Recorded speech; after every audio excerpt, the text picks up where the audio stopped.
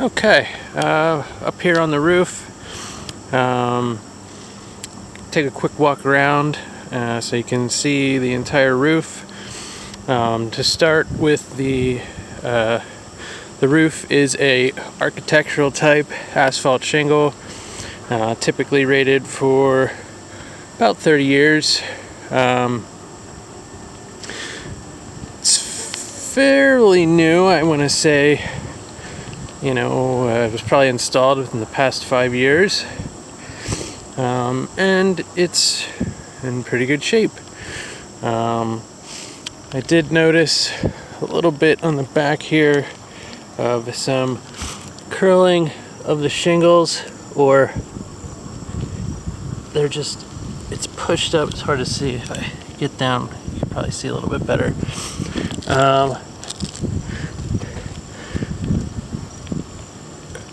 Usually, when something like that happens, there's like an issue with the sheathing underneath, not nailed correctly.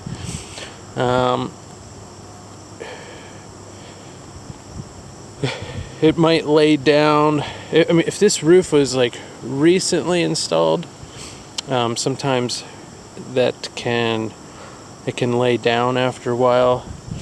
I don't think it was that new, but yeah, something to keep an eye on. And it's not. So this one here is a nail pop, which is what I thought that other one was. And nail pushes up on it. That's easily repaired. But over here, I did not see a nail, but that doesn't mean that there isn't a nail, not a nail from the shingles, but a nail from the underlayment coming up. That's probably the more likely scenario. So yeah, right here and right here a little bit. It's going to need a little bit of attention. Not too big of a deal. Don't know that it's going to cause a leak at this point in time. But if snow's sitting on there, the snow definitely could back up under there. Potentially rain, but more of the snow would be a concern.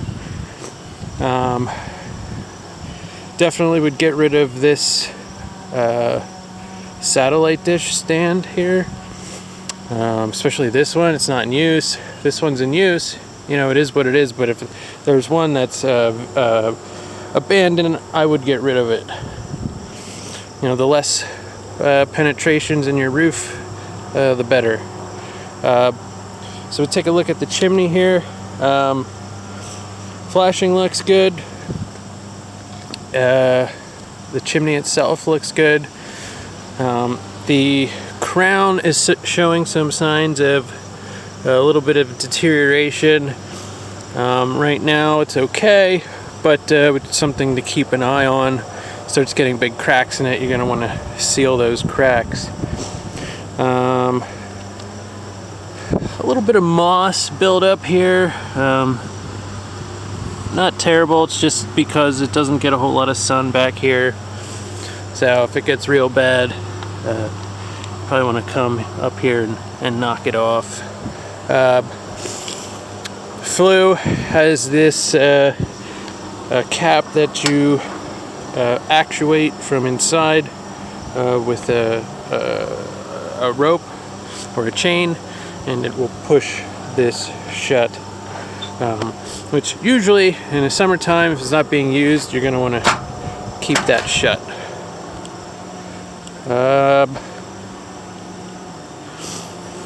So the rain gutters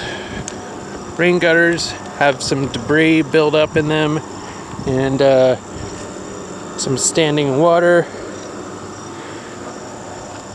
You see the debris and the water.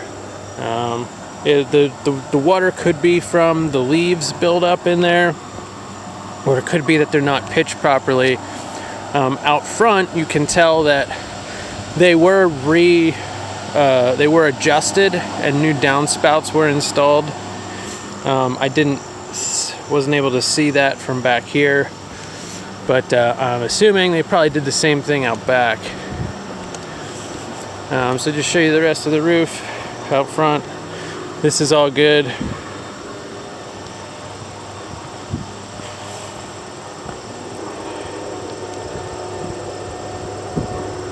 Yeah, this is pretty clean down here. It's down at this end that there was debris and water. So we hop down here and I can show you what I'm talking about. So yeah, right here there is water, and there isn't anything really blocking that outlet there. So yeah, these gutters could be adjusted to be pitched a little bit better. And you can see the old holes are up higher, so this gutter was actually up higher at one point, so they did drop it down a little bit. Just wasn't quite enough to get it to come down all the way. You can see that there is new downspout, but the gutter